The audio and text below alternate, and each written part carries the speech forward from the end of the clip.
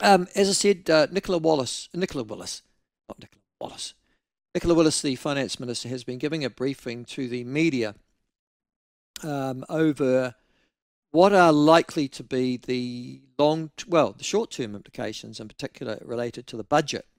And she is warning that if you think that there's going to be any lollies at all in this budget, then even if you were thinking that, and there might have been the occasional one, the chances of that are even less likely now as a consequence of the unsettled trade environment, probably leading to less world growth. New Zealand's a trading nation. That will flow through to New Zealand as well.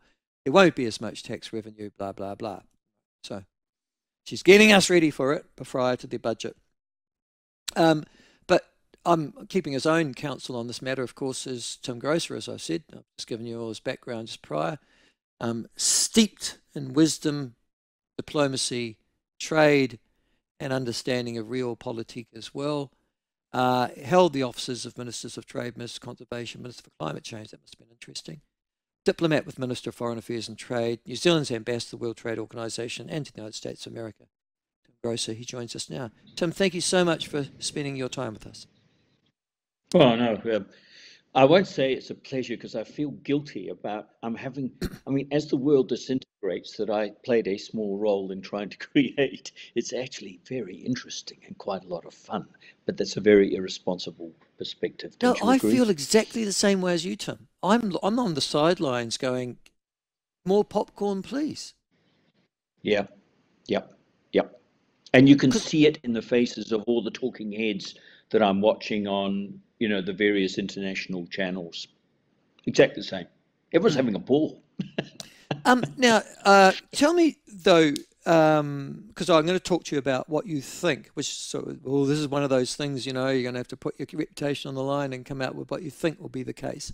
But just for the moment now, before I get to that question line, I'm interested in, you were a key diplomat from New Zealand and obviously minister and ambassador in getting, if you like, a rules-based order that was going to open up free trade and make sure that the days of restrictive tariffs and trading practices essentially joined the dodo.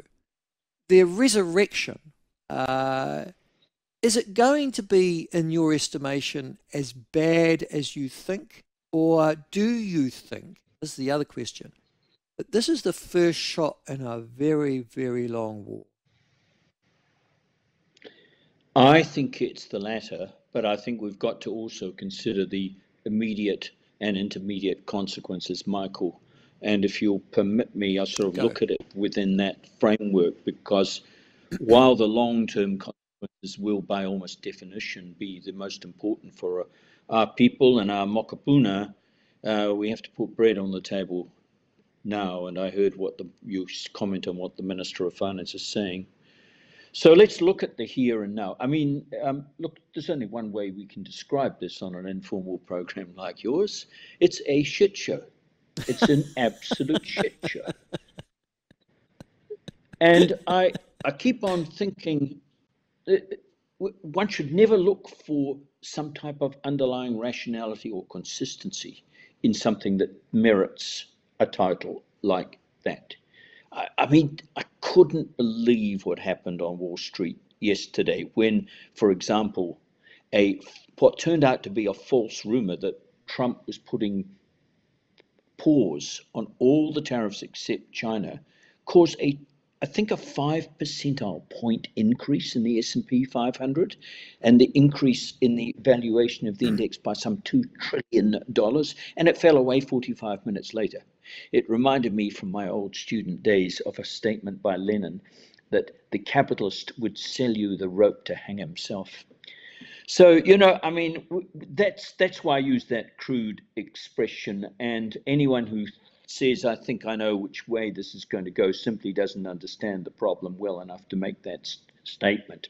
You've clearly got huge upsets just visible above the parapet of the Trump system, like the massive fight between Vance and the crazy Professor Pete Navarro, who I think is actually a key player in this drama as it's unfolding. Introduce And me I to mean, him. Who is he? so, oh, well, every country has a mad professor of economics, somebody who's got their own particular theory that is vastly divorced from the underlying centre-left or centre-right view of 95 to 99% of economists. Every country's got it. It's only the law of defamation don't allow me to nominate my New Zealand candidate. And he's the US mad professor. So what he's done is he's actually a former left-wing Democrat. Actually, the paradox here is this whole anti-trade thing started on the far left of the Yeah. US Democratic Yeah. Party Yeah. and has spread like a virus Yeah. across to the right of politics. And he is still representing, if you like, that extreme left-wing view of trade. It's an deep anti-trade view. So he is a very key player. And because I think the orthodox view of Trump on this issue of his love for tariffs is absolutely correct, and that is, it is the one thing President Trump has been consistent on for 40 years. He loves tariffs. So now this figure of the mad Professor Pete Navarro comes along and gives some image of respectability to what is really a deep instinct and an enduring instinct on the part of Trump. So we've had this fight in the last 24 hours between Musk calling Professor Navarro he said, oh, PhD from Harvard in economics. What the hell does that mean in the real world, with Professor Navarro saying, well, Musk is only a car maker. He's only interested in making cars. He doesn't know anything else. We're seeing I could give you other examples of leading fights going on just visible above the parapet of the process that any government does to try and preserve the fiction of a complete unity of view inside the government on. So this is unfolding. This is not a stable equilibrium. And we will just wait and see. I mean, it could go, frankly, one of two ways. One is potentially a disaster, and that is that the cycle of retaliation and counter-retaliation and counter-retaliation starts to get down the 1930s road, and we see markets closing down around our ears. I don't think that's the most probable one, simply because I think almost all the other actors are rational in this program, including the Chinese, who I think are in a very difficult position here. So I'm expecting this warfare to go on for some time until it ends in some type of negotiations on the basis that all failed wars, this will be a failure. Nobody's going to win this war. All failed wars have to end in some form of negotiation. So the ultimate issue here, frankly, is how much damage and to whom do we have to go through before that imposes itself?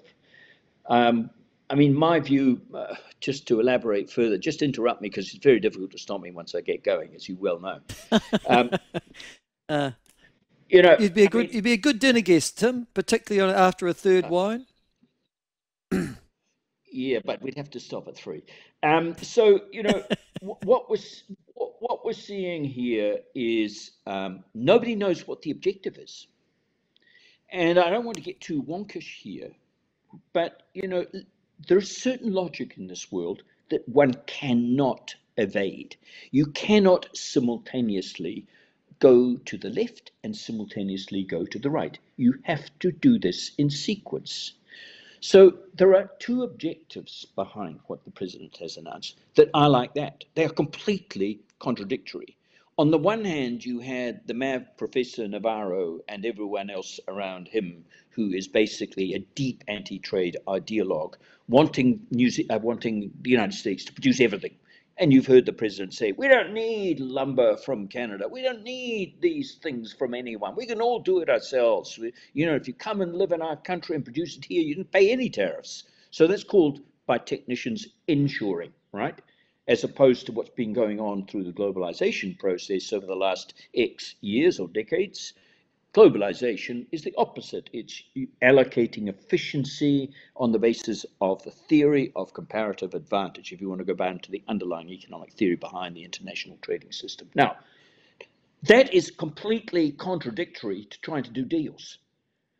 And the best way to understand this would be to take two opposite examples. So he's put on a 25% tariff on aluminium.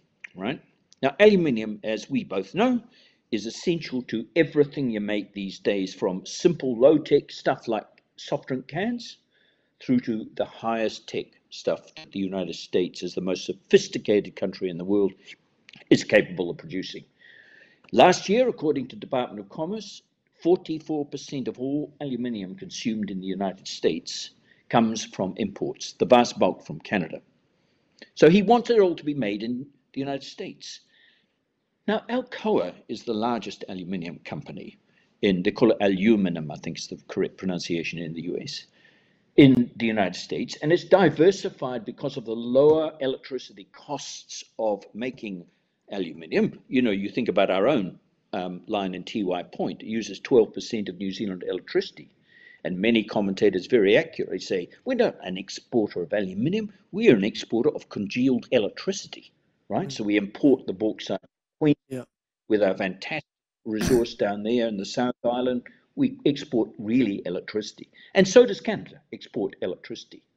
Now, just look at it. Imagine that you and I, Mike, were on the board of Alcoa, and we were asked to agree to the following proposition. All right, guys, let's us, Alcoa, close down the billions of dollars of investment we've got on the Canadian side of the border and spend tens of billions of dollars building new plants here in the US. Now, it'll take us 10 years to build them, so we won't get any revenue for another 10 years. Let's just cross our fingers that there's sustained political support for permanent protection against more efficient Canadian imports. Would you, as a board member, approve that proposition? No, I understand what you're saying.